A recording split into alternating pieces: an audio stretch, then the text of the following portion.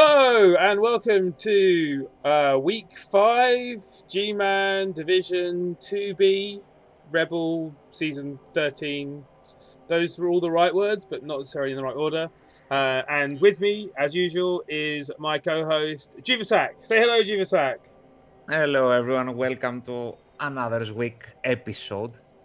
I think it's becoming an episode. Yeah, it's It- episodic, some would say. yeah, I'm really happy to be here. And hello Dimmy, who is filling my chat with other people's emotes, which reminds me I should actually do an emote thing. I've got like 3 slots for emotes, and I've been thinking I might do it one day, but I haven't got around to it. And hello Aldar, hello Disco Dave, and that'll do. Yeah. Cyclem was here earlier, but he seems to have disappeared. But such life. Anyway, we're going to get straight into the games this week, and I have clips from every game this week because I felt guilty about last week not having enough clips. I might even have gone the opposite way and gone a little bit too far, but we'll just have to see how it goes.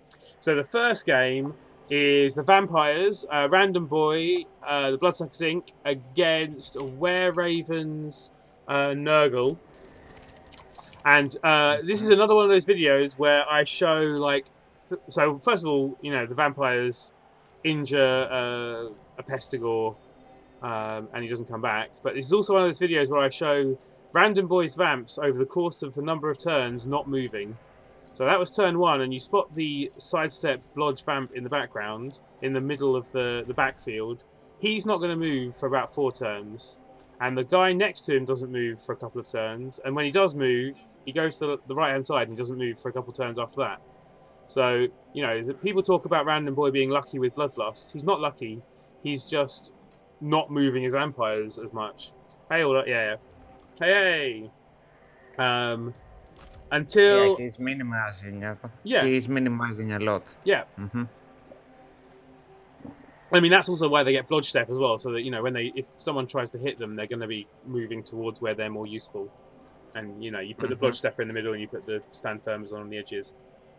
But basically, we're coming up to turn 4 of the Vampires, and turn 4 of the Vampires is where he decides that it's worth moving everyone because he's going to sack the ball. So 4 turns of, conserving energy. That Oh, that was lucky. what was lucky? He or unlucky for the Nurgle not to hit here that blitz. Yeah, and well, I mean, blitzing with the ball carrier was a bit exciting. Was a bit of an interesting choice as well. Yes, Aldar. Of course, I have clips from the game the week when you lose. Typical. Either way, I was not going to win, was I? If I didn't do clips from your game, then it would have been like, oh, you never do clips from my game. And if I did do clips, it's because I lost. Yeah, I think it's a lose-lose situation for you. Yeah, exactly. So yeah, he's just trying. He's done the important hypno gazes and they've worked. So now he's doing the basing and tries to do an extra hypno gaze, but it's not really that important. And then he blitzes. And, sacks the ball fairly easily.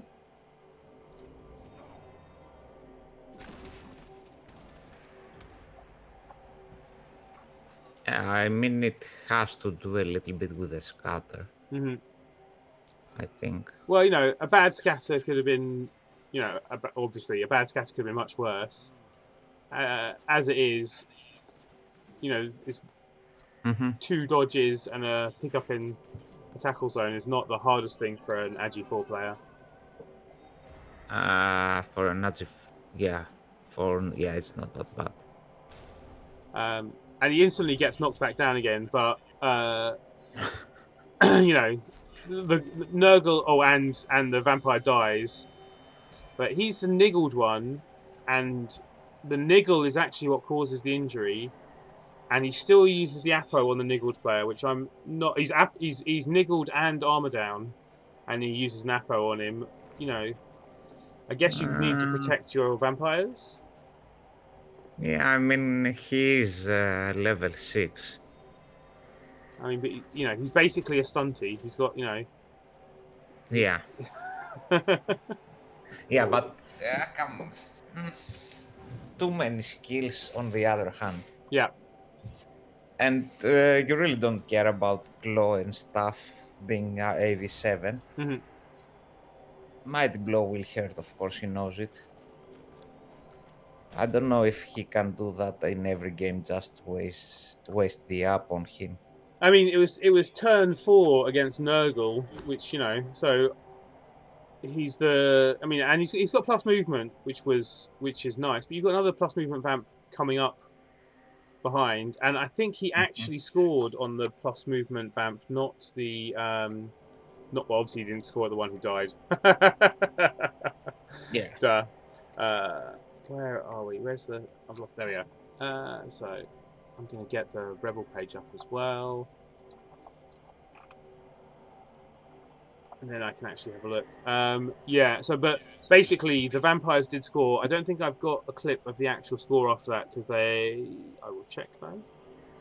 How the game ended? So, wait, I do have more clips though. So, Mm-hmm. the vampires. So effectively, the vampires turned over Nurgle and scored on turn 8. They ended up, you know, running the ball into the corner and, you know, getting based and actually getting the ball carrier got wrestled down at one point as well, but still getting the ball over the line on the last turn.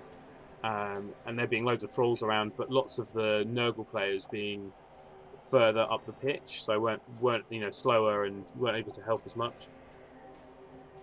And this is the vampire drive, and he's you know obviously that Random Boy tried a similar thing of not moving as much, but I don't know if Were Raven improved by you know, he makes the vampires have to activate a lot more in the second half, and gets them into base contact, and they start doing things like this where he gets a bloodlust and a pro failure, so has to bite a player. Yeah. But this is the pressure that's now the Nurgle are much better at putting pressure on the vamps in the second half than they were at getting through the wall of vamps in the first.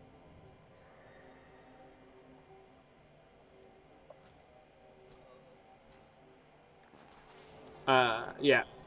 Both teams had a bench, and there weren't actually any removals at the end. So, I mean, sorry, there were KOs, but no Kaz at the end of the half. So, both teams had a full, you know, complement of players for the second half. I forgot to say, Nurgle got a perfect defense in the beginning of this drive as well. So that's also Oh, why the Vamps are under extra pressure. yeah. Um, That that that makes sense. mhm. Even though when you have to protect the ball, uh, kind of you have to, let's say, waste some players in positions. But it's really surprising that not that the Vamp scored on the opponent's drive. That's definitely a to-do thing. Mm-hmm. But the Nurgle scoring on the Vamp's drive is not so easy. No, and as you can see, the Vamps, you know, don't get the ball safe, and the ball gets wrestled down. And you know, that's more. You know, the drive carries on with the Nurgle crossing the, you know, into the half, taking the ball away, Mm-hmm. and that also obviously means the vampires have to keep, you know, make more and more activations. And as you can see, Yeah. there's like 7 or 8 of the vampire players left, and 3 of them are, you know, or 2 of them are standing around the Beast of Nurgle. Yeah, I mean, if you don't force the Vamps to activate, uh, really you're not getting nowhere after. You need to do that, especially when you're down a player. You just base every player you can. Mm-hmm. So it ended up with 1-1, and both teams scoring on their opponent's drive. Actually, the Nurgle ended up getting forced to score on turn 14 or so, but Hey, Cyclem as well. And yeah, no worries, Aldar. But the vampires weren't able to score in two turns. Nurgle put up enough of a defense. So in the end, using an Apo on the dead Vladimir Rasputin turned out to be a good idea because no one else really died of importance. One Thrall got badly hurt, but it's pretty good. Unfortunate MVP landing on a Thrall, and I guess actually, so MVP on the Thrall and all the other SPP landing on vampires who are already legends. So kind of not great use of SPP, but such is life. Yeah. He was carrying on Taxman Jr. at one point, but in fact Taxman Jr. was one who was carrying the ball we just saw when he got sacked. Yeah, no block on him yet is a problem. And for Nurgle, no one lost on Nurgle either, but also less SPP wasted on the one legend. And MVP goes to Pestigor as well, which is nice. So all in all, okay. Not great for the table though. Well, I mean, yeah, Random Boy has drew a lot if I remember correctly. Yeah, it's his second or third draw. Yeah, that's his third draw actually. Yeah, his third draw in a row. So he's got 2 wins, and he's had only draws since then. This season, it's week 5, right? Yeah. I mean, it's pretty close games. Really close games, and it could go either way. To be honest, this one it was a big deal. That KO on the Pestigor was a really big deal. On the first half. Yeah, he's their kind of star player as well. Yeah. And you feel much safer removing the killer tackle player when you have no dodge on all your vamps. Yeah, of course. All right, so who actually predicted a draw though from last week? And I can tell you that almost no one did. Failfish was the only person. So wait a second. Oh, and also I've updated the predictions, so now they're all in one text box rather than being all over the place. But that also makes it easier for me to edit and fix everything. There we go. And Arctic Antarctic's name. I was actually while I was preparing the clips, I had last week's stream on, or 4 days ago stream, and I talked about putting a point on Arctic Antarctic, but didn't. So he should be on 3, not on 2, as he ended up at the end of the thing. Anyway, cool. So the next game after that is Khemri against Orcs, and it was raining. But on which drive? Well, tell me not on Khemri's. The Khemri chose to receive the ball because it was sunny when they went into the game, and the first kickoff event was changing weather and rain. That's... Who are you calling noob, Dimmy? Anyway, Khemri induced hack and slash and Ramtut, and a wizard, obviously, and a bribe as well. Yeah, we talked about it, I think. Well, I think I suggested that they could just about afford to get, what's his name? Who's the extra Blitzerer? Setek, yeah, Setek. So he went for the chainsaw rather than Setek. And, it meant he had enough money for a wizard, I think, instead, which he wouldn't have had otherwise. Yeah, I think so too, because last time we calculated it was exactly Setek, the Tomb Guardian, and Bribe, I think. Cool. So yeah, but what was I going to say? Yes, kickoff event is pouring rain. The Khemri do have agility 3 though, and he rolls a 4 on his pickup, so actually it's not that hard to get the ball. And here we have Hack being fouled out into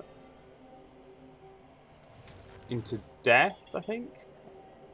But oh no, it wasn't. It's just MNG. There's a chainsaw later who dies. And so the Khemri. Oh, actually, let's talk about this first. So the Khemri score on that drive. Wait, do they? The score on this drive, Wait. it seems really tough to do it. They've got the ball already. Yes, they do score. Yeah, they do. They score turn 8. So they do. I don't have more clips from the first half because the first half was a standard Khemri trawl, wander down the pitch, and score. It wasn't a particularly thrilling battle, let's say, in terms of moves. But then in the second half, when the Orcs were receiving, this happened. So the Orcs are going down a sideline.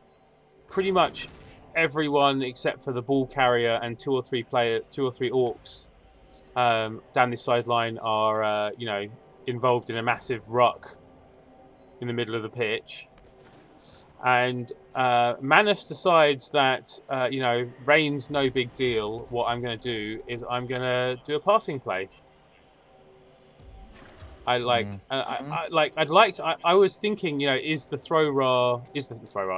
Orc thrower, 1 SPP from a level or something? But he's not. He's miles away. There's no reason that I can see for a passing play. But here he is. Once we get, I do quite like the Black Orc piling on animation, by the way. Here we go. Orc pass in the rain. I mean, the rain doesn't make any difference because he 1 in 9's the pass and it goes out of bounds. But how about that for a scatter? Right into the middle of the Khemri back field. Which so but it's raining, so maybe it's a bit harder for the Khemri to pick up, and they end up the Khemri I think double skull in the next turn as well, so the Orcs get a bit of a reprieve. So this is what the Orcs decide to do with the ball on the floor, which is obviously blitz with a Black Orc, get some players around the ball that's kind of next to a Tomb Guardian, and run the thrower and just do another pass, because this is clearly the passing drive.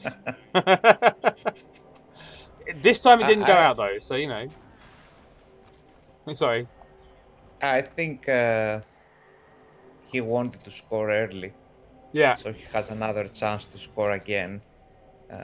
But he delayed more. Yeah, because he keeps throwing in 1 in 9's. And that was the wizard. The Khemri had a wizard, and that was the Khemri using the wizard to bolt the. I also think he was trying to score on the plus strength line orc. I think he was trying to level up the line orc. So the two things together, I think he was trying to do quickly and to that line orc, who was now stunned because he got lightning bolted because he was too near the ball.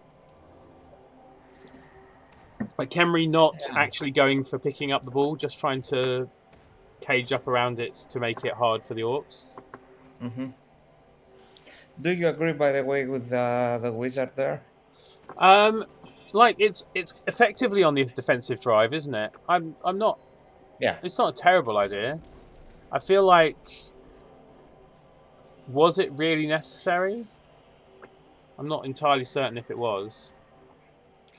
But anyway, so the Orcs don't get to the ball straight away. The Khemri do pick it up in the rain, and Khemri attempt to throw the ball away. So another pass, this time double wand by the thrower, and that was a 4. Was it a 3+? I think it was a 3+ for an inaccurate, because it doesn't matter. He was throwing it, past the LOS to where my mouse is on the screen, and I think that's a -1, which means a 1 or a 2 is a fumble. So the Orcs managed to get it back, and it's now turn 15, and their fast score is out the window. But he decides to sideline Cage against Ramtut, who has break tackle, which was very nearly dangerous. Very nearly, Orc passes work just as well as Orc GFI. But yeah, so Ramtut actually rolls a 6 on. So he has to make 2 dodges, and he rolls a 6 on the first dodge, and a 1 on the second dodge, Ouch. and then succeeds Loner, but rolls another one after that. But that was inches away from being a surf, and the ball could have gone anywhere then, and that would have changed the result of the game completely, wouldn't it? Yeah. And he managed to level up that Lino in the end, huh? He managed to. Or not? Well, no, the line orc was actually on 10 SPP, so he did manage to score Ah, on him. I think, did he? Yes, the touchdown was I in think he fact did. on the line orc, but he's still got another 3 SPP to go before he gets to the next level. Mhm. MVP falling on the thrower, who's already a legend, so more wasted SPP there. Yeah. And there were a lot of Kaz, so the Orcs get 5 sets of Kaz SPP, but all but one of them regened. And actually, no, so all 5 of them regened because there are Mm. no injuries on the team, and Hack and Slash got killed by a foul, not by an injury. So I guess the Khemri were pretty lucky to get so many regens. Mm-hmm. Although I saw at least 2 or 3 of them were skeletons regenning. Cool. Well, I think it's a good result for the Camry team. I mean, it's a big it's a big Orc team, so it takes away Mhm. the Khemri's main advantage. I actually thought the Khemri would win, but Yeah, I think it is a good result, mhm. but no matter what, it was a really big TV difference. Yeah, that's true. The TV difference is important, isn't it? Yeah, so it's not easy No. to overcome that. And Saitolem was actually the only person who guessed that it would be a draw. Mm-hmm. So I will add one to his name.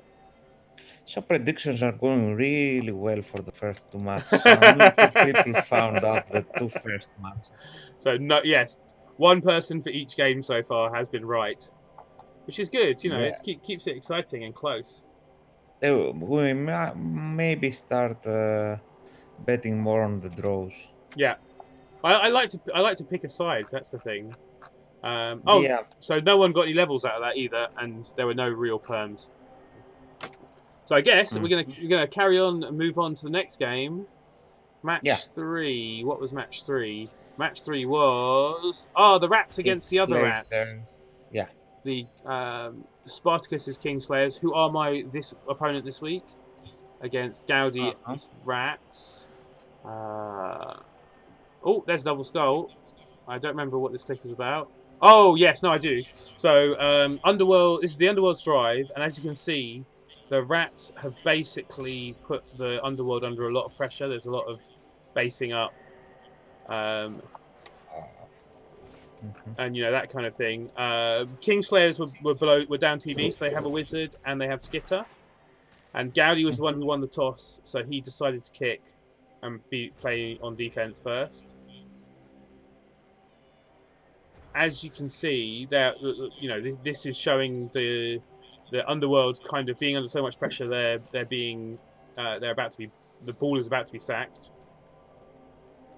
I kind of feel like, couldn't he have reformed where all his players are rather than trying to slide out the side? It's a bit early to be trying to get away. Being near the sideline as well means that Gaudi pushes the ball carrier off to the side, and then it scatters to a place that is very far away from most of the Underworld team. and it's not very hard for Gaudi to pick up the ball with a gutter runner and run the hell away. Yeah, actually, it's perfect. Yeah. I mean, to be fair, where that gutter runner was, anything except back into the Skaven's half would have been Yeah, perfect. Yeah, and yeah, yeah, even yeah. uh, Even a little bit behind the center mm, also would be good. But one thing I actually meant to say at the beginning of this clip is that he starts with the one dice with that blitz there, and like I feel like he didn't need to. He was lucky he didn't get a skull on that one dice, and then something bad happened before he got away. You know, from Mhm. that crush, because he would have been in just as much trouble in the middle, starting with a one dice. I think. Yeah, yeah, it could go wrong. Yeah. So obviously Gaudi scored. Uh, I Yeah. think in these situations, since he has a disadvantage, at this it's better to stay near the troll. Yeah, the troll was basically the Kingslayer's main kind of strength advantage as well, wasn't he? So it wasn't, it Mm. would have been good to kind of stick around him, I think. Yeah, I think and with the tentacles, even a scatter might get close to it. Mm. You are raising a little bit the odds. Yeah, exactly. So the rats end up scoring, and on turn 8, I think. So there wasn't much of. In fact, yeah, there wasn't a half left, and in fact, there were two Underworld who were knocked out, and they both failed their knockout rolls at the half. And this is Gaudi's drive, and he's about to attempt a very, I guess, not that dangerous pass, um, but unfortunately, he double ones it, which which kind of gives the Underworld a bit of a chance to come back into this when really this, did Really? the Skaven, yeah, so the Underworld use their wizard now, and there's only one other player on the ball, and the Underworld have a big hand player, so even without removing the player on the ball, actually they do remove them. There we go. There's not even a player on the ball now. Big hand, two heads, dodge, gutter runner coming in to Yeah. pick the ball up, and now it's Spartacus's turn to roll. It might have been a 1 in 9, but I can't remember. It might have been. I can't see from here at the moment. Yeah, it was 1 in 9. 2-2 for a pass that would have, Yeah. equalised it basically.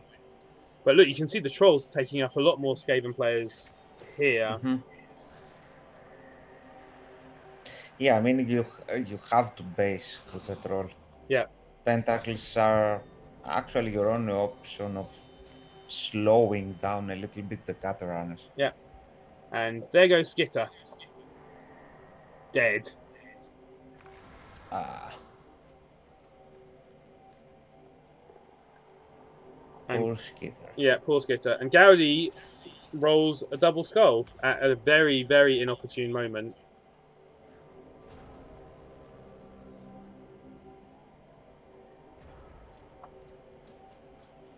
But I'm not sure that Spartacus couldn't have done it. What did he do wrong here? I can't remember.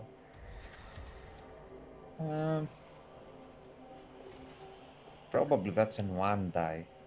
No. 2 die into 2 die. It's all fine. Runs away. Oh, yeah, so no, it's all fine. So, yeah, he's doing everything right. The trouble is that, Skaven are too fast. There is a 1 die at the end. That's a skull. It just takes it. Mhm. But I bet you Spartacus was feeling pretty happy at this point. And Well, I would for sure. yeah. But Gaudi sends a 2 heads gutter runner over to add an assist. Runs a few players over. And well, we're going to get to it. I mean, they should ban the 2 heads from the gutter runners. I mean, tentacles should be a great, counter to that, except for the fact, here we go. Dodge out of tentacles, and it's fine. Just roll a 9 or whatever you needed. I think it was 8. It might have been an 8. But yeah. And then the ball scatters all the way to the other side of the pitch. And obviously only gutter runners can go for that far. I think that's the end of that clip. Basically, Gaudi gets the ball, passes from one gutter runner to the other, and scores turn 14. So it ends up being 2-0 to Gaudi's Rats. And that's, yeah. Both of these touchdowns, though, partially, of course, were dependent on the scatters of the ball. Not so much in the first half because there were a few places. Of course, it was 3 out of 6. Oh, no, 3 out of 8 that it was a good spot. Yeah, something like that. But yeah, So, he was pretty lucky with the scattering, I think, Gaudi. yeah. One thing I'd like to bring your attention to here is the wake up after KO rolls. So I mentioned that he had 2 KO'd players at half time and neither of them came back. Hey Arctic, by the way. And yeah, F for Skitter. 3 of these 7 wake up rolls were made after the last touchdown. So the third touchdown happened. Spartacus got a consolation touchdown back, so it was 2-1 in the end. And then after that touchdown, there are 3 extra KO rolls. But in reality, in the actual game, he made 4 KO rolls and failed them all. So that had a big effect on his numbers on the pitch, and I would have been pretty unhappy with 4 failed KO rolls. I think that often leads to of course to bad times. You expect at least one of the 2 to come back. Yeah, always. So there we are. Skitter dies. There's an Agi bust. Oh yeah, that was sad as well. Agi bust on the Wrestle Goblin. I was talking to Spartacus today because we're playing our game. Not the Goblin. Yeah, but a Wrestle Goblin as well. So Wrestle Goblins are like the dream. The dream is to have a wrestle strip, horns, 2 heads Goblin diving into cages and getting the ball off the ball carrier. But I guess with Agi 2, that's no longer the plan, is it? He's now just a slightly less likely to die Goblin for 70k. Yeah. I mean, you might still get him horns, but you wouldn't bother with 2 heads anymore, would you? No, I would fire him. You'd fire him. I think I'd still keep him. Maybe give him. Just having a player who's that little bit less likely to die is worth the 30k. When you've got to try and keep your players alive as Underworld. And the Rats lost basically no one. And no one got a level. Another game where no one gets a level. What is this? Is this no level week? Yeah, probably. Yep, go on, sorry. Yeah, nothing. Not even close to leveling, I think. Only one player is close from the troll one. Yeah. He needs a touchdown next match. And so let's go on to the... who predicted that one? Who predicted? Well, I can tell you that I did. And Arctic Antarctic and Aldar and Failfish did. But and you? And I did. You did? Excellent. There are 2 people. Why I can't do you see. forget me? It's not like forget. Okay, I'm gonna it's fair. It's not forgetting. I will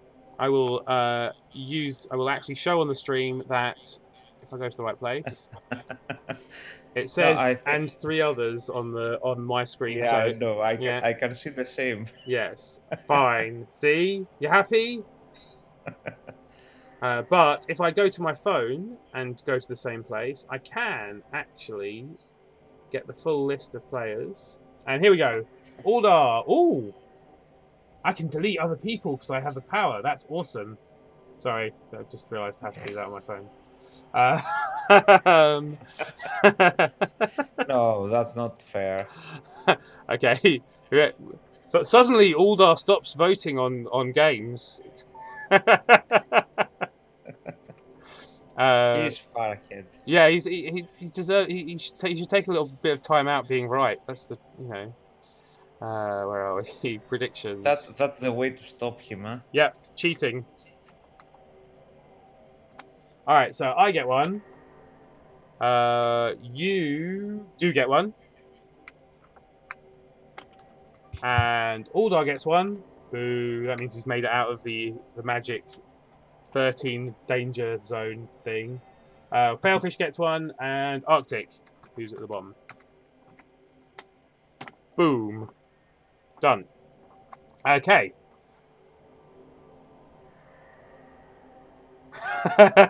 Yes, that is literally what happened. I was swiping across, and your name was at the top. I assume because you picked first on my phone, and when I did so, I accidentally swiped left a little bit, and it went delete ? I went, ooh, I could delete Aldar. Yeah. Okay. Anyway, so that's that. Next game, yes, is Yes.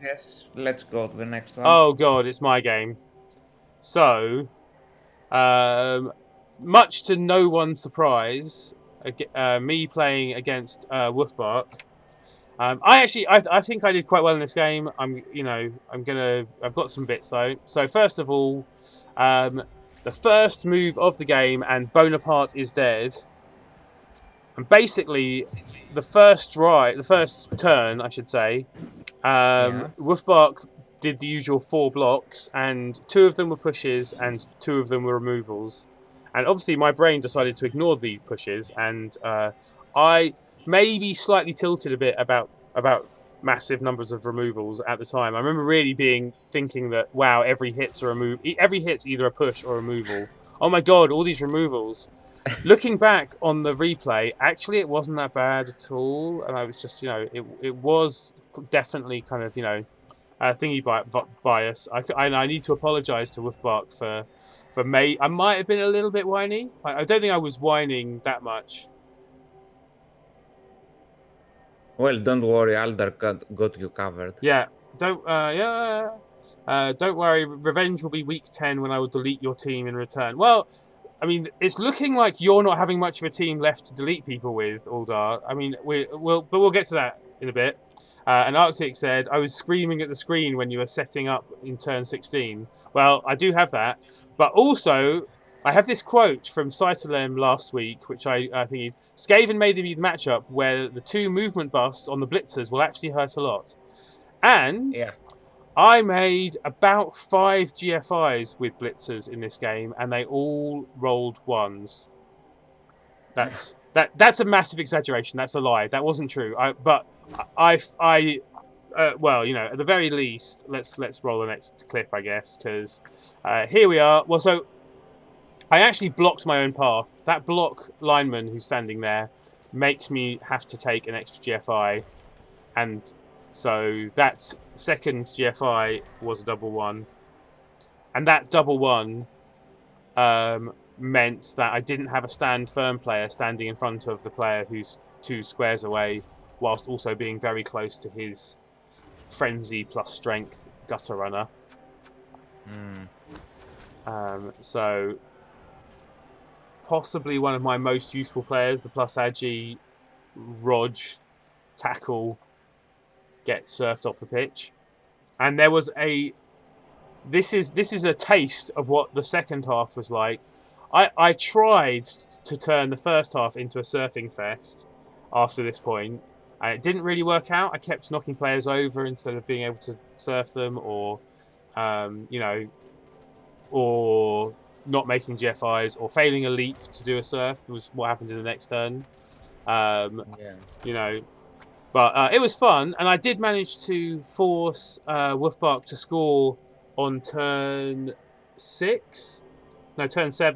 So I had a 2-turn basically attempt, which ended up being a sideline cage, but I do have sidestep, And as you can see, he puts up a heck of a defense with a sidestepping diving tackle gutter at the front. And after taking a... so I was pretty lucky in this 2-turn, I think, to get as far as I got.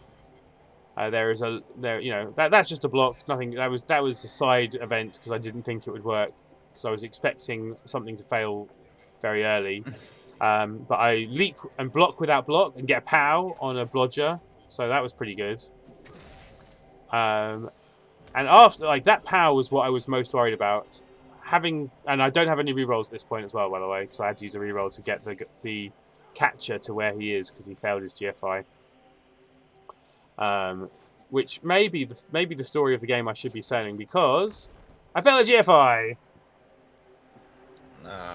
And that is the reason that I went into. I can't complain too much as 2 turns went. The beginning of it was very lucky, and the end of it was not lucky. So, but it is that thing of it feels like I should have got it once I got to that point. Look at that, going for it.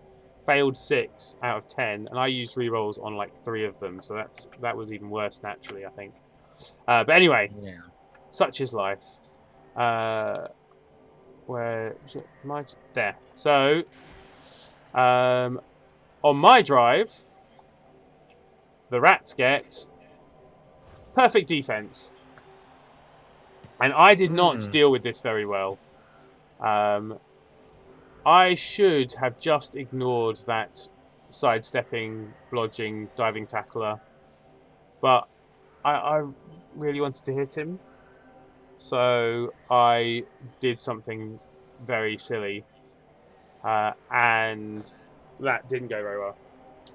I was kind of prepared for... I was prepared for the perfect defense. I set up along the LOS in the way I set up because I wanted to make sure I'd still get blocks even if it was a perfect defense. I wasn't that prepared for the kick. I tilted a bit of the kick, and the replay doesn't show the amount of time I spent before deciding what actions I was doing in this turn. But I, spent a long time thinking what I should be doing first, and how safe this was, and what I was going to do, and whether I was going to do what I'm about to do now, which is the dangerous, stupid play of blitzing, the sidestepping diving tackler, and using a reroll because I didn't want to be stuck there. Because the moment I hit, I suddenly realised I'm going to get surfed if I stay there. Yeah. Because there's a frenzy plus strength gutter runner, and the guard gutter runner is standing next to me. And so there was also a bit of a pause as I decided whether I was going to take this red dice and what I was going to do with the red dice when I got a push. And I moved into that space in the hope of making the surf a little bit less likely. I didn't stop the surf. Yeah. As we're about to see. And obviously that takes away quite a lot of my killing potential. Not having jugs for wrestlers or piling on for re-rolling hits. And I was re-rolling hits a lot, by the way. And I'd like to point out that there is 1 removal in that CAS box at this point in time. Mm-hmm. That's not very much. But it changes at this point. So approximately this point is the point at which, for some reason, Wolfbark lets me surf. So first of all, I think we're about to see... Oh, no, not yet. Wait a second. We're going to see me surf... what's his name? Glart. So now I have a stand firm blitzer standing on the sidelines rather than the one who isn't stand firm. And I kill Glart. And the rat... And I'm losing players. I'm down to 7 players at this point. And there are still 10 rats at the beginning of this clip. Yeah? So now there's 9 that I've surfed Glart. Yeah, there's 9. And this is the point where, obviously, Wolfbark decides it's best to, pile the pressure on. So he bases up with lots of rats and, does a hit with the piling on rat and piles on with his Storm Vermin. That's the one I was looking for. So I hit his sidestepping, what's it called?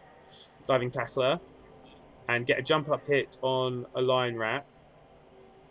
So that's, oh yeah, the Lion Rat doesn't get removed, but doing quite well at the old removals at this point. Yeah. Gone from being 10 against 7 to 7 after this block here. 7 against 7, and then I dodge out my dirty player and leap to do a foul on the piled on Storm Vermin, and suddenly it's 6 against 7, I think, if I'm counting right. Oh, another KO, yeah. No, you haven't got to the Storm Vermin yet, because the Storm Vermin's Kaz. No. And that's his main killer out of the way. Ah, no, shit. Yeah. So basically, I end up scoring with 3 or 2 rats left on the pitch. And I thought, oh, I've done really well. In fact, here we go. There's 2 rats left on the pitch, and I'm taking the hit on one of them who's basing the ball carrier, who is now the plus agi lineman. Score quickly. I'll be right back, by the way. That's cool. 2-3 minutes. Yeah. And there's 5 KOs for Wolfbark, so they're not all going to come back, right?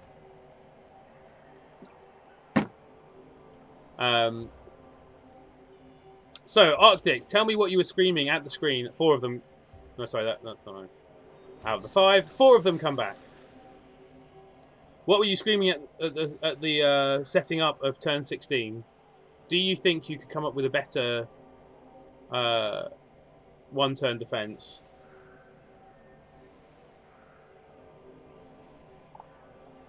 That's a lot of stars who died this week. Oh, yeah, because Wolfbark, Skitter. There's also Chainsaw died this week as well. Oh, you're just screaming he's going to one turn. I see, yes. I mean, I thought I thought I'd made it pretty difficult. I had a sidestepper on one side, a stand firm diving tackle on the other, with guard. At some point, the two are going to be involved, but no, you just straight up 5+ dodges. It's 5+ dodge, but it just makes it. With Frenzy, gives him an extra which is nice. Has to use the reroll to turn a hit into a push. Needs one more push to be threatening. And then one more hit just to remove tackle from the thingy. I mean, after he did that 5+, I was like, oh, fine, he's going to score. This, But he's got no rerolls, right? So any one of these, pick up, pass, catch, 2 GFIs, could fail. There's no rerolls. And he makes it. So that one turn is basically the reason. Yeah, but, what can you do? What can you do? I need more stand firm and sidestep. Or a bear, maybe, or something else. I don't know what. To stop that. But yes, it ended up being 2-1 to Wolfbark, irritatingly. And as you can see, so I had one player die, Bonaparte. My non-legend Blitzer got MVP, which I'm pretty happy with. Crazy for Igor was the one who touched down, so I'm pretty happy with that as well. But no levels. Another week with no levels. Another game with no levels. Glart dies. Loads of SBP for Wolfbark. Kaz, 2 completions and 2 touchdowns. And all going to nice people. Again, no levels though. So I think basically everyone thought Wolfbark was going to win, right? The blitzer should have been set up so the gutter runner would have had to dodge away. How? What, further apart? Because that further apart would have made it easier to dodge in. Like, I don't know. Yeah. Well, it's up to other people to stop Wolfbark now. There's nothing I can do. I've had my go and it wasn't good enough. Clearly. Okay. Oh, wow. So, Arctic, me, and Juvasak and one other person all thought that I would actually win that game. Which, frankly, I'm amazed by. Oh, well, the one other person being Spikebot. No, so that doesn't count. But yeah. So, Aldar, Failfish, Cytalen, and Wolfbark, obviously, get... I'm back. Alright. So yeah, he one-turned me, and that was essentially what won him the game. And it was, you know... It wasn't a very easy one-turn, but it maybe wasn't hard enough. I don't know. Arctic saying the blitzer should have been set up in a way that the gutter runner wouldn't have had a dodge away, but you know, the blitzer ended up getting hit anyway. No, it didn't. No. I don't know. So yeah, I guess further apart is what you're suggesting. But yeah, I've always I think I have a vague idea of how to protect one-turns, but then people who are really good with rats mostly one-turn me. I'm like, shit, what, you know, what is the answer? Is there a perfect one-turn defense? I mean, there was someone else who was one-turned this week who had stand firm and sidesteppers and didn't put them on the line. Is it one-turned? I can't remember, but we'll get to that. Okay. So that's that. No levels, no nothing. All right, next game. Yeah. Yep. Game 5 was, he says, forgetting. Game 5 was Nuffles Yellow Horns, Arctic, your game, against Cytlen's Block You Like a Hurricane. What is the first clip from this game? I've forgotten. Oh, it's a GFI failure. Oh, yes, I remember. So, I think did Cyclen win the toss and decided to kick to you, Arctic? And then this is Arctic sending a player forward when he's got the ball further back, and Cyclem using a reroll on the first GFI that we saw at the beginning of the video. So he didn't have one for a second GFI that he also failed later on. Yeah. And then basically, Arctic Antarctic sends the player forward. Oh, there's a block that you can't see, but it's not really that important. Well, there were injuries from both sides, as I can see. Yeah, well, yeah. So Arctic's complaining that the Claw Mighty Blow does nothing. Like you can't expect it to be, you know. I think there were removals though, right? There was more than a single removal. I think they just regened, didn't they? I might be getting my two Khemri teams mixed up. Well, I don't think that Blitzra would be on the bench. So probably Yeah, he would regened. have been a regen. There was one removal that regened. Okay, so that was the Blitzra. And basically what we're seeing here is Arctic throwing the ball downfield fairly late on, but... it was at a good position, though. Yeah. Now, what I don't get, though, so, after, I mean, should you have done the throw before the player moved? I think probably not. That's probably right. But what's coming up here is Arctic has obviously given up on the ball in the next turn when he could still have scored. So, you know, Cyclen gets his hits in at the end of the turn. And here, he could have blitzed with the player who's near the ball for a 1 dice into a dodge into 2 GFIs, right? But he decides to make blocks downfield first.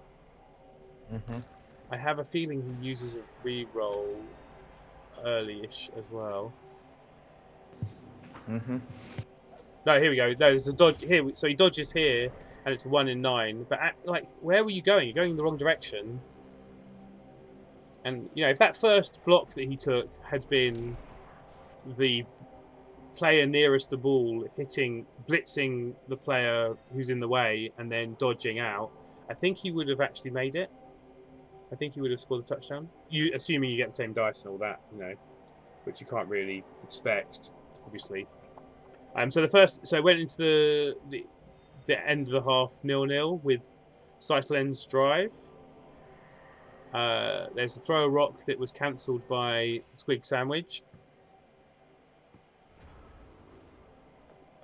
Yep, and so I do point out that Cyclone still has a bench of 3 at this point, whereas Arctic's down to 7 at the beginning of this drive. So he's got 2 KOs that don't come back and 3 injuries. That's Not so only is four players down. Well, the LOS hits are 3 more removals. So he ends up with 4 players in total. Yeah, that's yeah, 4 players. Yeah. That's even worse than my match. Yeah. I mean, I think his KO rolls would have been as bad as the Underworld if he'd had more chances to roll KOs. As it were, he had 2 KOs, same as the Underworld had, and they both failed. So the same. But yeah, Chaos down to 7. Khemri take 3 more out, so the remaining 4 players basically run away, get out of the way completely, and the Khemri move forward. Well, can you blame them? No, not really. What I do not agree with though is the Khemri didn't chase them down. So like, there you see the 3 Chaos players standing in their end. The Khemri have got the ball onto a Tomb Guardian. And it's turn 12. I would have been sending players after those Chaos players to kill more of them. You know, maybe I wouldn't have. Maybe I would have, you know, taken pity or whatever. Yeah, maybe Skitalen felt bad. Yeah. Cyclone said chasing them down is more like to hurt him than the Chaos. I'm not so sure. I mean, if you do it like, you know, if it was a wave of Khemri all moving towards them to engage, I think it's, you know, and here we see like turns 12 to 16 just go brum brum brum brum brum. Yeah, a rare sight to see. Yeah, and in fact, yeah, on the replay viewer, it gets confused, and there are no turns between 12 and 16. So that's what part of why I decided to record it. The trouble is, if you don't, you know, chase down Chaos, and this is turn 16, then, you know, they might take a player out with a foul anyway. Now, it was fine because he regened, another regen. But, you know, after Cyclen showed such, you know, kindness and remorse to leave the Chaos alone, to be turn 16 fouled, so, you know, truly the respect foul. Yeah, no, I just I like highlighting turn 16 fouls because some people get annoyed by it. But you know, I thought it was funny. But I still, you know, well, we are Chaos, says Arctic. Cool. Well, you know, that would be my reason for chasing them down. Just, you know, more blood for the Blood God. And that was the last clip, I think. We have any level ups in this one? I'm getting there. Wait a second. Do we? No, another game with no level ups. No one get a level up in this you know, in this week at all. Hello, A, by the way, or hi, or I'm not going to say that. A. There were you know, so no perms, at least for the Chaos. 1 MNG'd, but not too bad. And a whole host of what? Yeah, they scored on a Tomb Guardian and didn't even level them. Damn it. But yeah, all the SPP on Tomb Guardians except for one Kaz. So, you know, Cyclone's probably very happy with that, I assume. And how many people... Oh, okay, so Arctic was the only person who didn't put Block You Like a Hurricane as winning that game. I have a feeling that might be to do with how beat up his team got playing Uldar last week. Yeah. Is Uldar the next game? And hello, here's Divus, by the way. Yeah, that's how you say it. It's a very hard word to pronounce in English, but you Yeah. He is from Greece also. yeah, you Southern Europeans. Yes, he will know how to talk to each other. Yeah. Is it? So he's playing. Let's see. No, Gaudi plays Aldar. Oh, what next? What? No, we've had Gaudi already. What? What do you mean Gaudi plays Uldar? What is the next game you mean? Yes. Yes. What is the next game? The one I'm most interested in seeing, the Moist Owlets with Going Leham. Of course. Cyclone didn't vote. Wolfbark. I'm not that I'm just stalling for for time while I type in the. There we go. Wolfbark's catching up, considering he was Cyclone and Wolfbark. Is it a sign of being a skilled coach that you are better at working out whether other people win or not? But yeah, the next game is in fact Going Leham against the elves, the Moist Owlets, and so first of all, this is Octo Chicken, like that. Okay, so first of all, he's got Zara as an inducement, and Zara was effectively already lying down at a corner of a cage and could have been the corner of a cage. Again, I have a feeling that Octo Chicken is a bit leap blind after playing me last week, and here we have two. So it's your fault? Well, not. I mean, as in like. So after I won last week because of leaping, I feel like he didn't learn his lesson about leaping, because that's a great screen against a team without leap, but not very good against a team with leap, especially when one of them's actually 5 leap. And Dauntless fails, but he re-rolls it, which actually I'm not sure is a good idea. I think I should point out that you shouldn't re-roll Dauntless, because either way you get the same number of dice for the same effect. Because if your Dauntless fails again, if what you want to re-roll into is better, then it would have been good enough on a 1 dice. Usually. Wait, does he have strip? He does have strip, doesn't he? No, he doesn't. He does have strip. He does. Oh, but no, but the Bretonnian has sure hands. So actually, yeah, fine. Re-rolling Dauntless in this case is correct, I think. Yeah, you can say safe. It's 2 out of 6 not to hit 1 die though. Not to make him drop it. Yeah. I don't know. There we go. Probably I would risk it. There, Saltland says re-rolling Dauntless on a 1 die is always false. That's what I thought. Because you're getting 2 die. You're using it anyway. Yes. I think so too. I think it only makes it worse. It never makes it better or something. Anyway. And the ball scatters into the arms of the Strength 5 Blodge Wood Elf. And this, by the way, is it's the Wood Elf's drive. So wait, is it? No, it's not. No, it's the Octo Chicken's drive. Sorry. Yeah, it shouldn't be. Yeah, I was getting confused.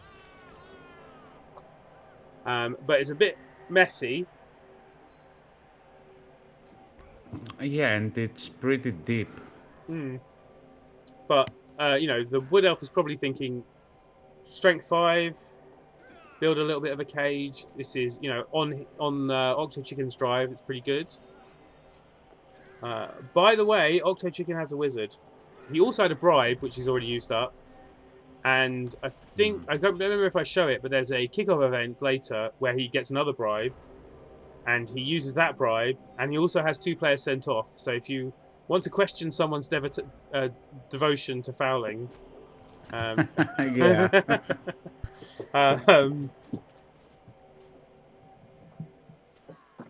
yeah, there we are. Okay, so re-rolling Dauntless is back. Yeah, but anyway, so Fireball here on 4 players. Only one of them goes down, which is obviously problematic. And yeah, Silent says the failure state of re-rolling Dauntless is worse. But if you need to get the ball down, which is what I was thinking about, then it might be worth re-rolling it if it's important. In the same way, you might re-roll a hit. Yeah, but do you agree with it? Why not lightning bolt that if you want? Like with it ends up being a similar effect, right? So if he'd have lightning bolted that, he would have got 1 person down. Yeah, but much better scatter. Well, you don't know where the scatter's going. Scatter could have gone anywhere, but yeah, but if you hit him, push him straight up, so there are less safer space.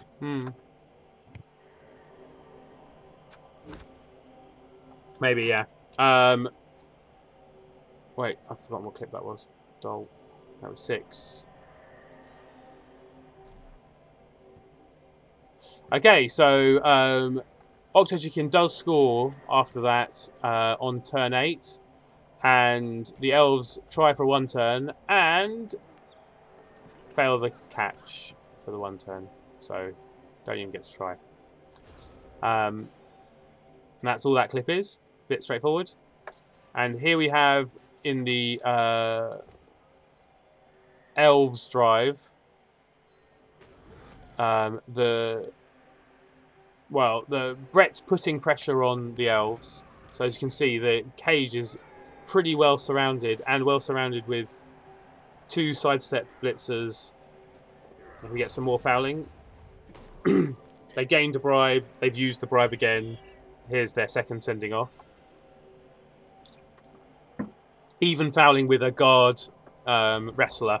That's how happy he was to foul.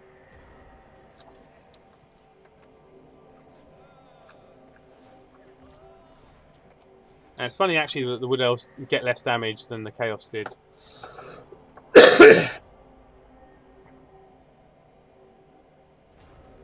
Well, I mean, if you are so lucky with... If you're so lucky with what, sorry? With the fouls and the bribes. Yeah.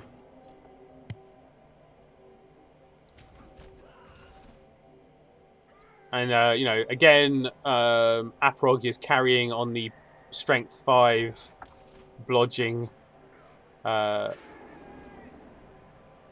Wood Elf. But, Knights and their Dauntless. And he manages to get the hit on the ball to remove the ball without even using up his blitz. So he blitzes with Zara. Yeah, very well played that. Yeah. Very nice move. And he still has the Agi 5 leaping Knight left to go. Basically, that's it. That's 2-0 to Octo Chicken now. Yeah, I mean, I've told you in the beginning that Blitzer is so good. And that way, he's only had leap for a little while, but, And obviously, the elves get hit back, but without tackle, searching for the POW, or even wrestle, in fact.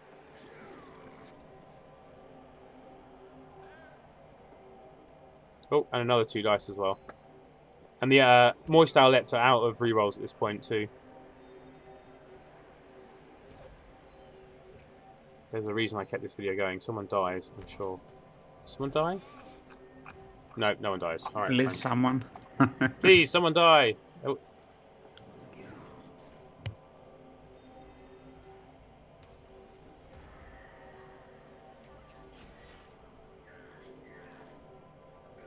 I can't remember why has this clip not stopped? There must be something happening. Yeah, Aldar says, haha, after the War Dancer failed leap, he leaps right over the prone War Dancer with his Agi 5 in full armor knight. She's a lovely image. Yeah. And there you go. Basically, that was all she wrote. Oh no, it wasn't. Double one on the GFI. And that is Octo Chicken's last reroll used on a tripwire. But the ball scatters kind of nicely, and after another couple of turns of faffing about, Octo Chicken scores and wins 2-0. And it is another level. Oh no, there's a level! Hooray! Finally, Le Duc de Jambon gets a Kaz. That was the frenzy guy, and also MVP. MVP being, you know, the thing that pushes someone up a level. So, what do you give a frenzy sidestep tackle blodging knight on a normal? I assume. I'd guess diving tackle would be my choice. He doesn't have anyone yet. So yeah, I guess that's a solid decision. Anything? Can you even? I can't even think of anything else I'd consider giving him. Like, you wouldn't give him leap or anything. He's already got sidestep. He's already got a lot of good skills, right? Oh wait, Yeah. he needs new leader. Maybe this is the player to carry leader. Yeah, that should be a good option. That's actually a plausible choice. Yeah. I've lost him. Is he on the second page? He's on the second page, isn't he? There he is. He went for pro. That's an interesting choice. I actually don't. No, I'm sure I don't like. I mean, I get sort of with frenzy, but we are not gonna do any dangerous or ball sucking plays with him that you need pro. Oh, you know, maybe he's thinking about the GFI with him, or no, that was with the Agi guy, wasn't it? I mean, pro. Yeah. Like, I'm really enjoying. First of all, you know, on a vampire team, pro is amazing. On big guys, pro is amazing. Yeah. I've been getting on my Kislev, and on the Kislev, it's actually really helped me a lot. It's like 2 pro costs a lot less than a reroll, or costs less than a reroll, and Yeah. you're getting a similar amount of effect out of it. In fact, more, because you get to reroll. You can reroll everything, right? So if pro is on someone who's doing a lot of things, and you can actively try and make the person with pro do more things, then it becomes more worthwhile. I'm really liking it on my Kislev. And you know, yeah, I don't hate it. It is like a weird. There aren't many choices for that skill, right? Like the other choices are not much better. It's not a bad choice, I don't think. No. Pro help unless you are too strength. No, yeah, it's not a bad decision. But I think I would love to see the leader more. That one reroll is a big deal. Maybe he made a lot of Dauntless rolls in that game, and maybe he decided that, you know, it's rerolls Dauntless for him as well. Yeah, I mean, in Blitzers, in this Blitzers, Pro will find use. Yeah, you're doing a lot of things with them. I mean, I mean, the thing is, one of the things you're doing with them is catching the ball, and they've already got a built-in reroll for that. And the other thing you're doing is blocking with them, and they've already got blocked. So, like, but maybe it means half as many 1 in 36s, but still. But anyway, well, it's not bad. It's not bad. No. No. Only 3 people went for Octo Chicken to win this, and I was not one of them. Yeah, I went for a draw. You went for a draw. Yeah, I'm Uldar disappointed. again, and Walvis again, and Spartacus went for this one. So I'm sure Uldar will be happy to mention that in chat in a second. But yes, Uldar is now running away with it. 17, and Failfish gets his double digits. Maybe next week you should ban him so the rest of us can catch up. I mean, I'd love to say that he should have a week off because he's had a week more than everyone else. But we've also had a week more than everyone else, and we're not doing that much better. So, you know. No, we let the other catch up to us. Yeah. Oh, that's why. Yeah, of course, we're being Yeah. nice. Yeah. You agreed on that. Yeah. Remember? Oh, yeah. Totally. That's what it was. Yeah. Anyway, talking of Uldar, we'll on to his game in possibly the one of the fastest times ever for one of my recaps. And let's see where this starts. Oh yes, so first of all, my my replay checker didn't like the first 6 turns of the game, so I didn't really get to see that. I didn't look into that much because the machine broke, and I've written to the person who made the machine, and you know, maybe he'll come out with a better version of the machine. But first 6 turns were Failfish receiving the ball and moving up the pitch and then scoring. I didn't see anything particularly amazing, like no one died. Oh, so first I should mention that Uldar's choice of inducements was 3 mercenaries, 2 mercenary dwarves, and a mercenary hobgoblin, I think, if my maths is correct. He ended up with... So I'm not so sure... Like, the mercenary dwarves are great, but I'm not so sure about the mercenary hobgoblin. Like, wouldn't... you know, another reroll or something else have been more valuable? I don't know. Or even a babe. Would a babe... I guess babe's not that useful for chorfs. But anyway, Failfish scores in his 6th or 7th turn, and Uldar has to try and make a pass, and the pass is we get another sight of a 1 in 9. And also we see Uldar's Kaz bench, which has roughly exactly what he took as inducements. So yeah. 2 chorfs, one of them not with Loner, but still a fresh chorf, and a Loner hobgoblin were in the Kaz box after the first half. It was as Arctic says, it was a slow start, but then the injuries started rolling in.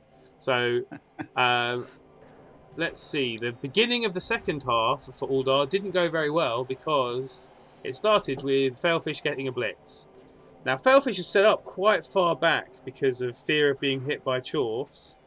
And the first thing he does with the blitz is base up all the chorfs with guard. Now, it actually worked out. He gets punched once. But, you know, I'm still like, that makes me nervous. Yeah, I don't think... I think it's the right call, to be honest. Yeah, it probably is, but I still don't like it. I'm not a fan of this basingness. And, you know, Blitz is the... He could have put that chorf in... He could have gone more diagonally and put the chorf so it was still connected to the line. You know, which I think would have been better. But luckily he stuns the last remaining Loner chorf. Now, I don't like what Uldar does here at all. So he blitzes with his Bull Centaur at the opposite end of the line from where the ball is. The ball's not that safe. All he's done is base a Blodge plus movement Beastman with a Loner. Other than that, the ball's just sitting there. You know, like, I don't like it. So he gets a push with his killer, and Greed re-rolls it without picking up the ball, and then rolls double skulls. Now, double skulls is kind of unlucky, but when you've used up your reroll greeding the block before, I don't think Uldar can complain too much. I don't know if it was, slightly tiltedness at the blitz. It was basically this is Ordar. It was basically mostly to get people on the pitch and have those to sacrifice them instead of my own. Yep. It may not have worked very well because I guess it might. You could say it worked because. Oh wait, was that we checked that in? Yeah. Sorry. So the loners all got badly hurt. Actually, one of them got MNG'd. But yeah. Yeah, I was relying on Agi 4 pass to Agi 4 Hobo to get to the other side, which happens. Does it happen later in this clip? But yeah, this is bad. And actually, I think Uldar is kind of lucky in the end. He does get the ball off that blodger, which I think we're about to see.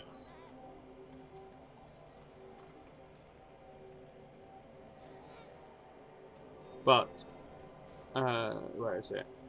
Here we go.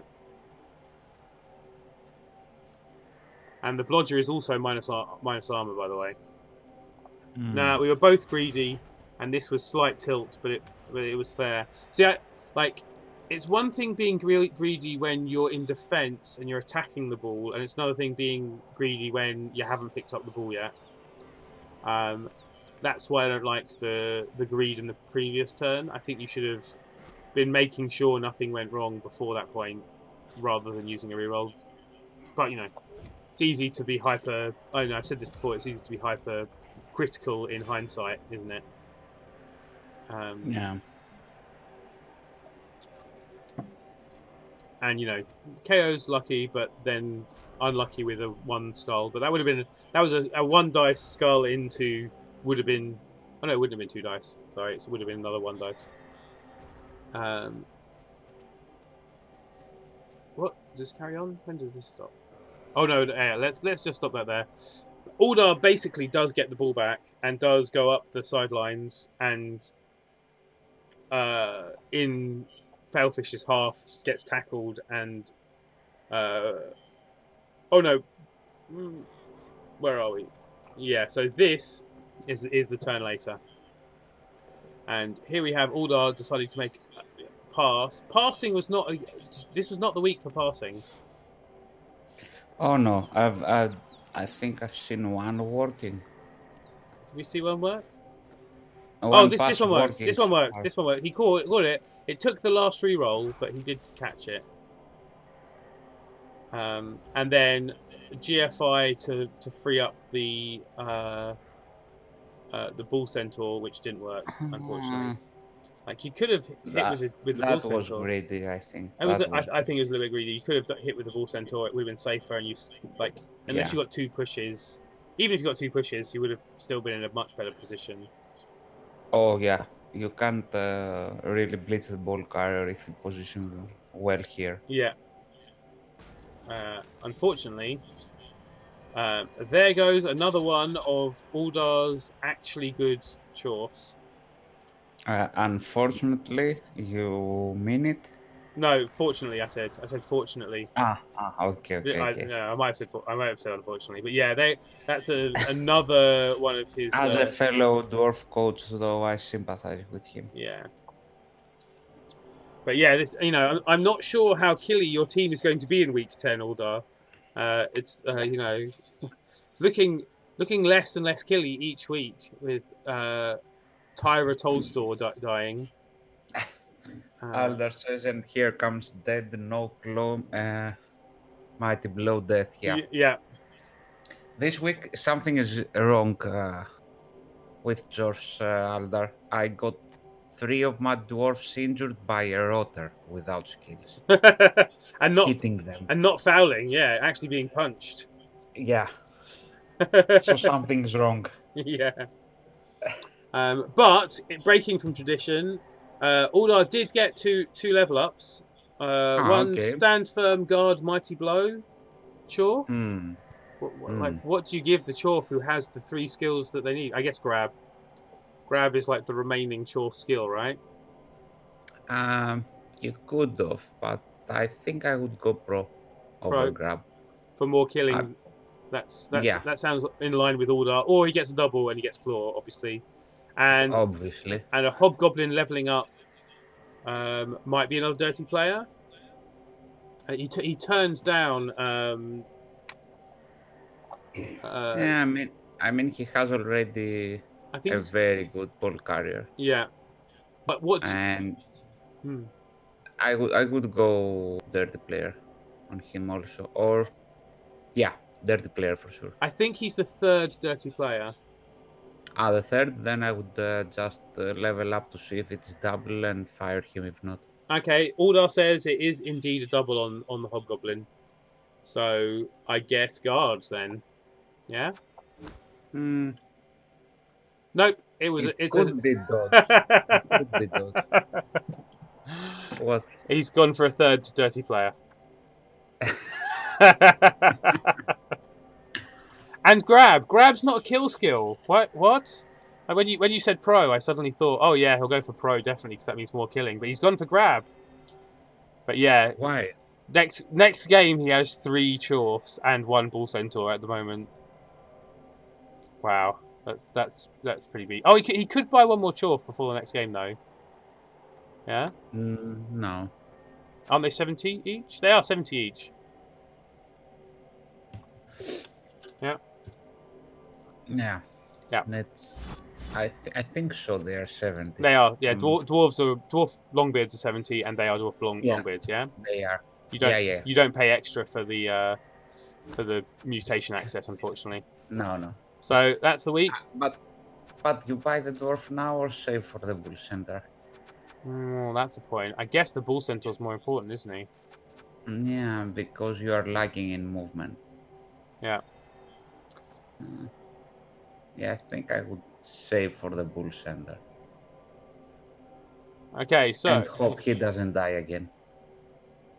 I can buy a Chorf, but really want my Bull. So considering, yeah, no. Now you said that, I guess wait for the Bull Centaur. But we'll look into that a bit more when we talk about the coming week, right? So let's have a quick look at the table. At the top, Wolfbark. Oh wait, I didn't do who actually thought Failfish would win. No. And that's me, Failfish. Oh, and Cytalen and one other who I can't see without my phone. What are you saying? No to? What? Because you didn't guess Failfish. I take it. No, I saw Aldar betting on himself and I bet on Aldar and he lost. I blame him. Yeah, you should blame him. Yeah, so you're just going to copy him from now on. Is that the plan? Yeah, I have to rethink about that. Yeah. Aldar, did not get this. This is. I feel like it feels like it's the first time Aldar's been wrong. I don't know. Me and Cyclone Wolfbark. Yes, his Divus Wolfbark is this good, yeah. Yeah. Cyclone says Agi is OP, please nerf. Which, Skaven, vampire. I guess vampires are Agi, kind of. Wood Elf, Skaven at the top. Yeah, I guess. And then everyone below them is either mixture or kill. And yeah, that is how good Wolfbark is. Maybe. I mean, my game I think came down to him one turning, but I don't know. The fact that Random Boy's up there with 3 draws and no losses, and after that, we're pretty close together. So Gaudi's 1 point behind that, and then there's 4 of us, another point behind Gaudi. That's and then Cyclone's only 1 point behind that, and then I'm in the next group. Bear Grip, Gil, me, Manus, and Were Raven are only 1 more point below that. So, it's pretty close. Although the chances of some of us catching Wolfbark is pretty slim. No, I don't agree with that. It's too early. You're not even half the way, and I've seen it from my personal experience that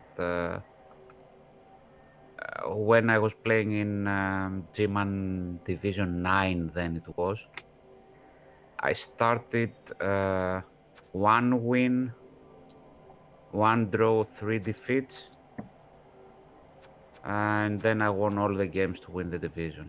Hmm. So it's doable. It's not easy, of course.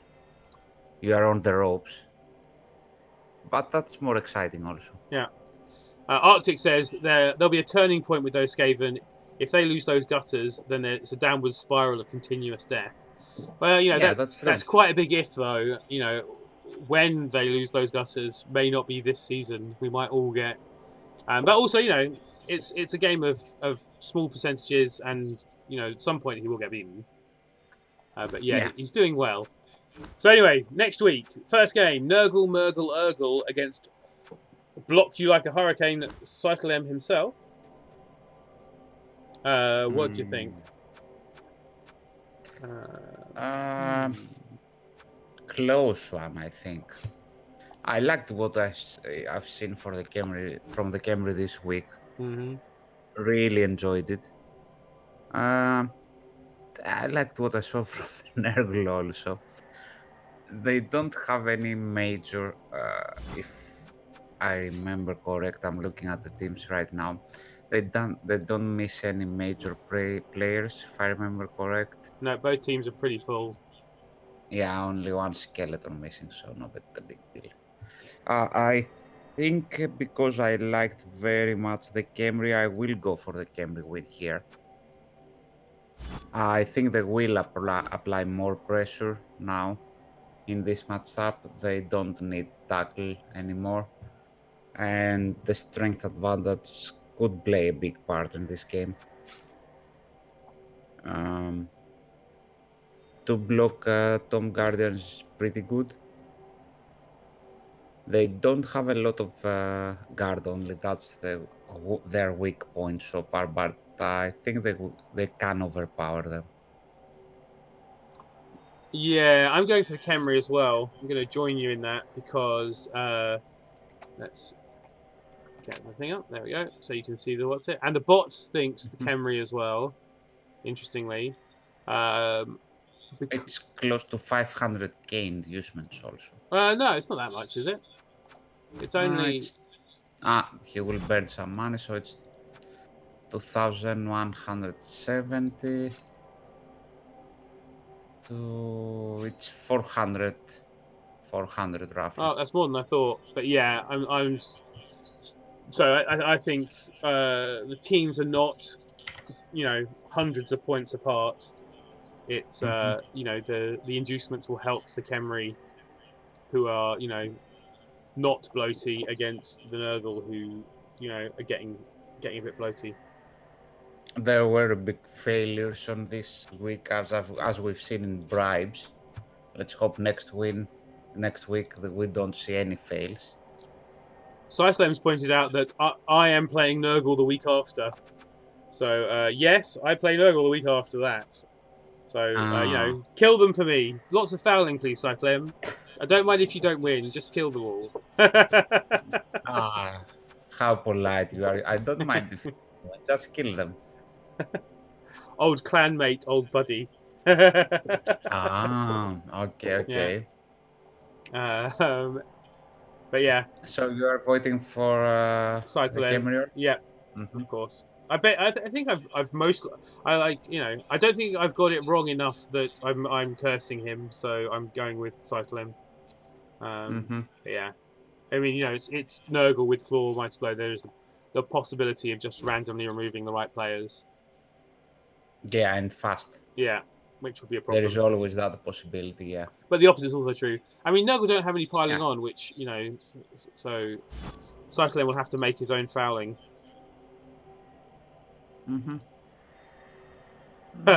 Cyclone says I overestimate him because he's in my clan. I overestimate him because Cyclone is the best player in our clan. That would be the reason. Which might say more than the rest. Might say more about the rest of us. But anyway, all right. So the next game is Going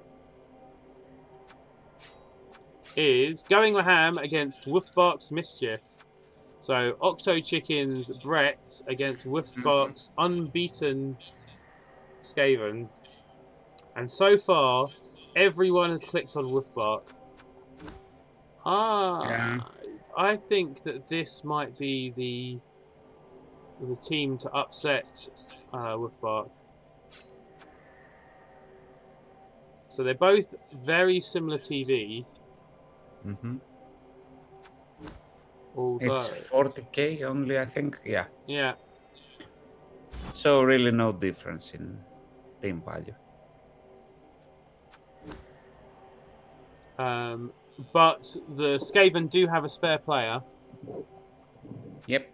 And more killy players, whereas the Bretts only have exactly 11. Mm-hmm. Hmm. And they don't count on Mighty Blow or anything so far. Yeah, They have 0 Mighty Blows. yeah. But, you know, they do have a impressive ball carrier and that... but the killer... Oh, okay. No, I'm going to go for Wolfbark winning this one as well. I'm going to bow to... No, I'm not. I changed my mind. I am going to stick with my original plan. Octo Chicken wins. Boom. Only 2 tackle doesn't help. Who? Octo Chicken has 3, and one of them's got Frenzy and Pro. Yeah. Wolfbark Well, has 1.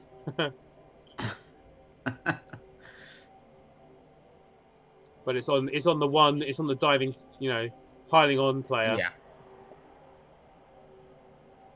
Well, I really think also that Octo Chicken can prevent Wolfbark from winning. I'm still not sure if he can win or draw.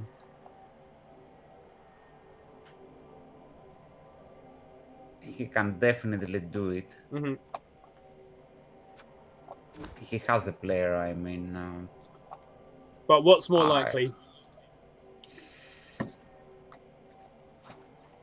I mean, I'm almost convincing myself that I think Wolfbark is probably going to win this, but I want Octo Chicken to win this game. I think I'll go for the draw here. Okay. I don't think that's very likely with these two teams. They're both pretty good at scoring, right? Yeah. Yeah. But anyway, all right. So the next one is Uldar against Raven's Claws. Gaudi's Rats, who are at 1760. And do they actually have a full squad? They do have a full squad.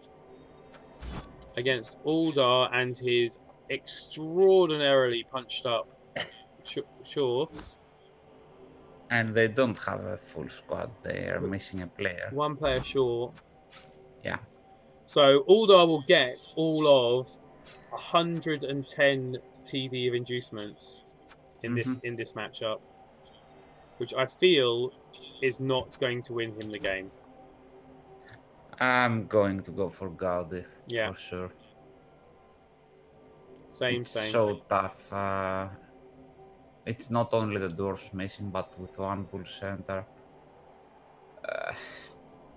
You need their mobility for the Skaven teams. Oh yeah, It 1 will bull be centaur is so going to be tough. huge. You're right. I didn't even think about that. Yeah, 1 bull center is too low. He won't be able to cut them, and that bull center doesn't have tackle. So. Oh yeah, don't worry, Uldar. I'm sure you'll kill rats, and I'm sure that'll make you happy.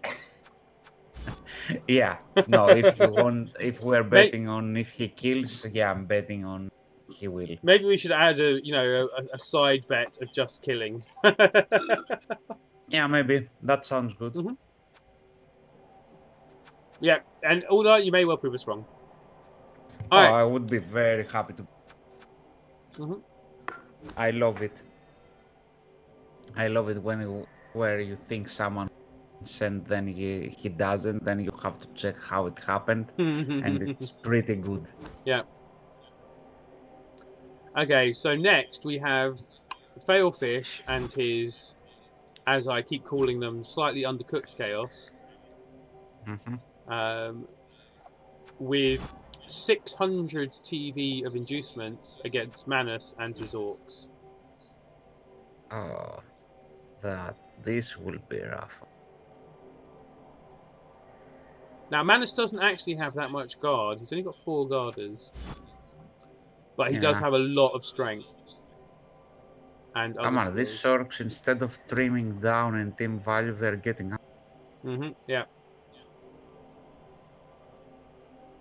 They're so scary. And Failfish has some niggles as well. Yeah. And 12 players won't be enough. Of course, he has the inducements. He could basically fill his roster up. Yeah. Or bring a couple of players. At least. Mighty Block Law will be a huge deal, but he's nickeled also. The Beastman.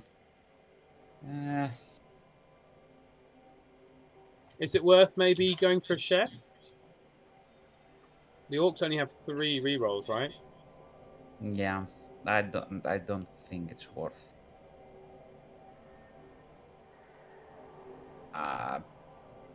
Failfish, he's an exceptional coach, and we are in the same division in Clan League. I hope I play him or not. But I will go for a draw here. I don't know why the orcs have a tendency of drawing. No, they can't draw. I think they will win. No, I will go for Manus. That's cool, because I'm going to go for Failfish again. I've, probably voted for him too much. It might actually be a draw. I think a draw is not as unplausible as, the fact that everyone's voted one way or another has, suggests so far. Yeah, I'm just thinking about if the Chaos are on the first drive, they could score and then maybe a draw, because the other way around I find it highly unlikely to happen.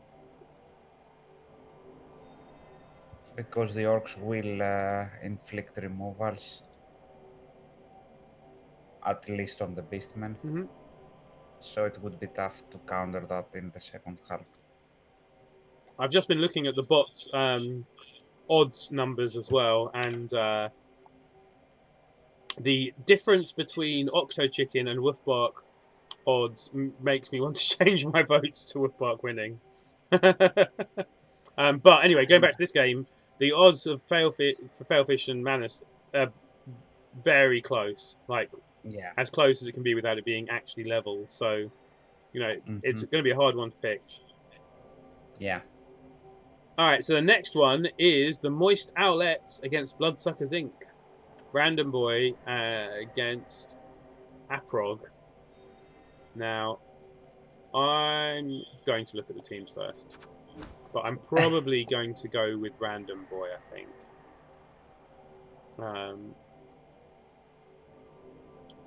Actually, Aprog is down a player also. He has 10. So his actual TV is 840. I mean, the main player who's down is missing his strip baller, and vampires don't have sure hands. I don't think. No, I don't think. And missing the plus agi catcher is bad as well. Yeah, but missing the strip ball might blow also.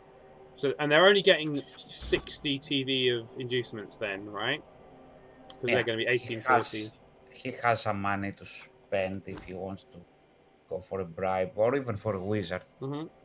I don't think he's spending that much though for a wizard. Theoretically, the Vamps could make it impossible to one-turn by stand firm and sidestep. Yeah.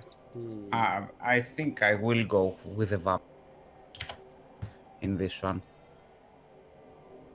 Mainly because the War Dancer is missing. Yeah, but I think, of course, probably we won't find the results, so think about it well. Yeah, I'm going for Random Boy as well. But yeah, Uldar's gone for the Moist Owlets. Hmm. And there's a bit of chat going on between A and Uldar about being kill coaches in this division.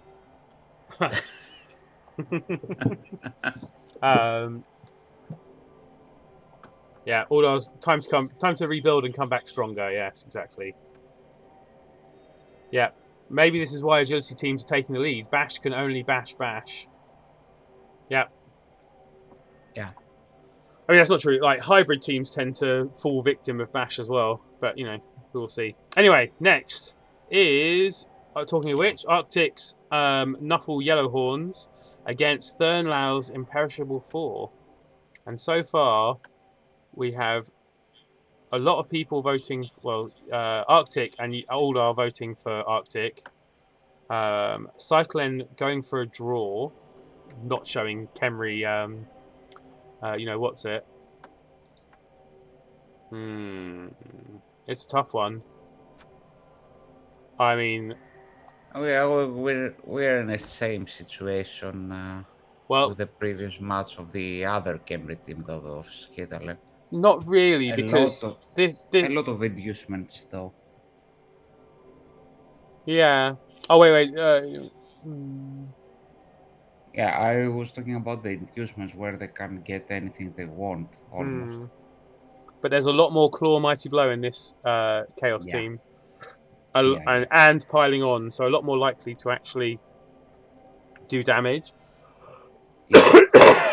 Sorry. That's okay. One warrior is missing, but he's the only one who's not killer. Yeah. One less blodge. Yeah. On the other hand, also, this team has a lot of injuries sustained. Yeah. So that first warrior with the minus armor also has a niggle, which is obviously not a great combination. I think, does the movement down have a niggle as well? I think there's like 3 niggles. Yep. Movement down has a niggle too. And the killer has a niggle, obviously. Yeah. So, you know. And they could fall apart fast. Against a Khemri team that's liable to want to foul and have bribes. Yeah. And dirty players. Yeah, dirty playing it must come into this game for the Khemri team. Otherwise, I don't think there's a way of winning, of outbashing them, because that's what it will come to. I think I prefer, though, the Chaos chances on winning this, and I will vote for the Chaos. I'm finding this very hard to decide. Oh yeah, it's not easy. It's one of those, if Claw fires and regen doesn't work, Chaos win. If it if it doesn't fire or if regen works, then the Khemri win probably. You know, and those dice rolls could have such a massive effect. I am going to go for I was going to go for a draw, but I think I'm going to go for Thurnlau. Just to be in opposition to you were going for Chaos, right? Yeah, just to be in opposition to you. Yeah. Okay, at least I was gonna say one of us will get it, but it would be a draw. To make sure. Yeah. Okay, and in the last game, and the bot, I'd like to point out the bot favours Spartacus's Kingslayers in this last game by a not small amount. I am voting for me, and I assume Uldar has already voted against me. Yeah. Yeah, and I will vote for you. It's a big TV difference, really big. Yeah, I guess look at the team so people can see. Yeah, it's a really big gap. It's almost 600k. I mean, it might be more as well. Yeah, let's just say. I mean, Underworld are a team that quite like having inducements because every star player is one less goblin on the pitch, right? Yeah. So I imagine I'll be facing Glart and Skitter, and Yeah, 99% you will. yeah. But you have 5 tackle players. Hmm. Yeah, that's not helpful for the Underworld. Sorry, I Arctic. mean, I like Khemri more than I like Chaos, but I don't dislike Chaos. Just saying. I quite like Khemri. Sorry. yeah, I mean, in this game, if you just remove the goblins, you have a great edge. I mean, You don't even need to target some killer unless he reveals it. You can take it slow.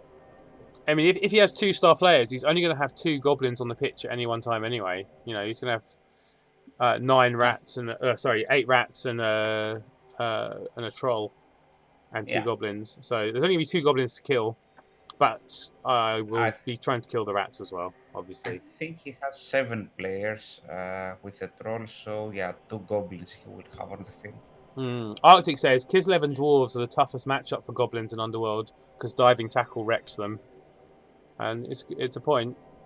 Yeah. Yeah, it is. Yeah. Yeah. Arctic says about you only have 2 blitzers. You will buy a third one?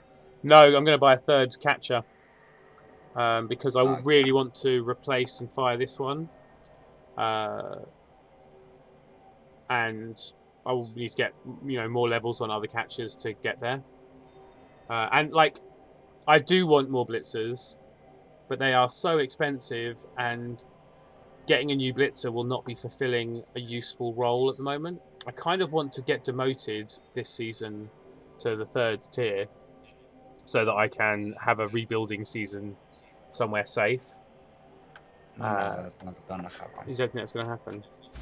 I need to believe try and me, actively lose a bit more. I've only won 1 game. Come on. things have changed. Division 3 is not so peaceful anymore. Well, Yeah. Well, the thing about Agi winning, you do get a fat middle of killers. So the killery teams are probably more likely in the tier 3 than the tier 2 or the tier 1, right? Yeah. Over time. And bash coaches tend to re-roll less than Agi coaches as well. Anyway. And Yeah, that's true. that's that, yeah? Yep. I may... No, I probably won't. I won't stream my game, probably. We will see. You're playing now? No, playing on... so I am going to play... I've got a game in half an hour against HUD in UK BBL. But I'm going to grab some food and chill out. So in the meantime, I will hand people over to someone else. Oh, yeah. Is anyone in particular? It makes sense to tweet first. Yes, exactly. Yeah, I had a game in the Shawnee League, and I didn't eat in between doing my recap yesterday and the Shawnee League won, and I think I played worse, and I reacted worse. I kind of gave up a lot quicker, and I think it's because I hadn't eaten. It's funny how much of an effect I think that can have. Yeah. Well, there are 2 people streaming Rebel games, I think. Falcon Merc, or who's the other one? It's Falcon Merc and Keander. Oh, Who's playing Clan. Foul versus Fat Kids. okay. I'm gonna host. I'm gonna raid Keander because he's a great, great Blood Bowl player, and also was in Division 2B last season before he went all the way over to Australia. Oh, okay. Well, I mean, actually, so no, he's moved to China, not Australia, but he's now in. That's a big move. Yeah, but I don't know how to spell Keander. I need to check that. Oh, there it is. Yeah, Thanks, his reviews, for your kind words. Core Knight is a pro, yeah. Yeah, your recap is pro, guys. Thanks. Yeah, awesome. Almost as good as my adminning in Imperium, which I have totally let slip for the last 48 hours, and I'm, you know, and in fact, my team building in Imperium's kind of gone downhill as well. I need to sort that out. Generally, I was paying too much attention to Imperium when it started, and now I'm not paying it enough. But you know, swings and roundabouts. Yeah, cool. Thank you for joining us. Thanks for talking, everyone who was in chat. And thank you, of course, Juvasac, for. Thank you. I had a great time once again, and thanks all in the chat for joining. And It you know, really makes it worth it. say thank you to A in Greek, and then I will start the raid. Ευχαριστούμε πολύ. I hope that was actually a rude word, because that would be funny. Yes, thank you very much. Okay. Oh, can everyone put their games on Ribble.net so we can spectate? I guess Well, I will do that if from you our game. want. Yeah. If you want, I will have some time tomorrow and Saturday morning. Monday, Tuesday, Wednesday evenings. So if you want me to stream any of your games, if you can't, Yeah. I would be happy to do it. Okay, we're going to get auto raided at some point, so I've clicked the button already. So Okay. I will say goodbye. Bye. Bye. But yeah, you know, cool. Sorry, there's like a line that goes down. I'd already pressed the raid button, so there wasn't a 9-second delay thing. It's okay. Cool. It's okay, no problem. Okay. I really had fun. Cool. Good.